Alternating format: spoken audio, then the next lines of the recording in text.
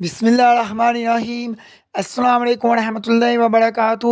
دوستو، حافظ وقاص وظائف چینل میں خوش آمدید ہے۔ آج میں آپ کے لیے سورۃ فاتحہ کا نہایت ہی پاورفل وظیفہ لے کر حاضر ہوا ہوں۔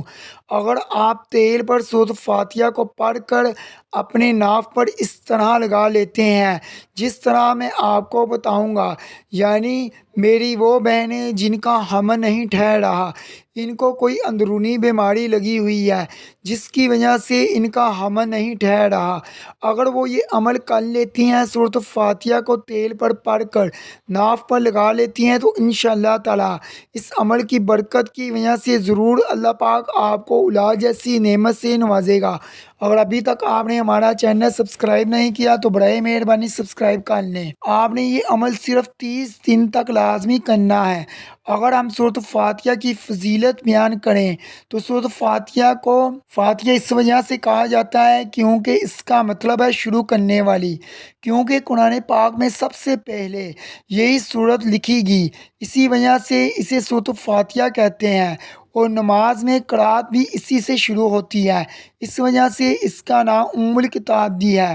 سورۃ فاتحہ کو سورۃ شفا بھی کہا جاتا ہے، کیونکہ جب حضرت ابو سعید رضی اللہ عنہ نے جب سام کے کاٹے ہوئے شخص پر سورۃ فاتحہ پڑھ کر دم کیا تو وہ ٹھیک ہو گیا، تو تب حضور کریم صلی اللہ علیہ وسلم نے فرمایا، تمہیں کیسے معلوم ہوا کہ یہ سورت پڑھ کر پھونکنے والی ہے؟ سورۃ فاتحہ کا یہ عمل جب آپ کر لیں گے تو انشاءاللہ تعالی آپ کو اس مرض سے شفا مل جائے گی، اور جو بھی بیماری ہوگی جس کی وجہ سے حمل نہیں ٹھہرا، وہ آپ کی بیماری ختم ہو جائے گی، کیونکہ آپ نے یہ عمل ناف پر کرنا ہے۔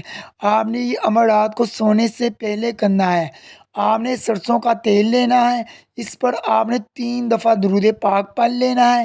اس کے بعد آپ نے ایک تسبیح 100 دانوں والی سورۃ فاتحہ کی پڑھنی ہے۔ اس کے بعد آپ نے اللہ پاک کا یہ پیارا نام یا سلام، آپ نے اس کو 11 مرتبہ پڑھنا ہے۔ حضور کریم صلی اللہ علیہ وسلم نے فرمایا کہ جو شخص یا سلام کو روزانہ پڑھتا ہے، اللہ پاک اس شخص کو سلامتی دے گا، اور وہ شخص کبھی بھی بیمار نہیں ہوگا اور کبھی بھی کسی کا محتاج نہیں ہوگا۔ یہ سارا عمل کرنے کے بعد آپ نے تیل پر پھونک مار دینی ہے، اور وہ تیل کو ناف پر لگا دینا ہے۔ انشاءاللہ تعالی اس عمل کی برکت کی وجہ سے جلد ہی حمل ٹھہر جائے گا۔